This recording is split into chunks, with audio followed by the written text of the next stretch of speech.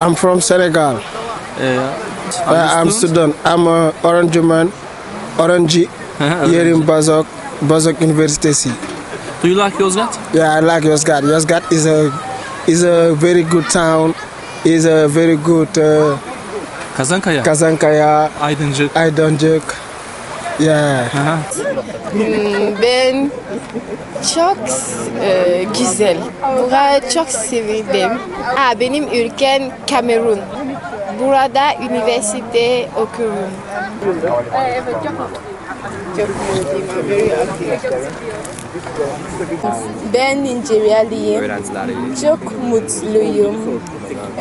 Burada çok güzel. Çok seviyorum burada.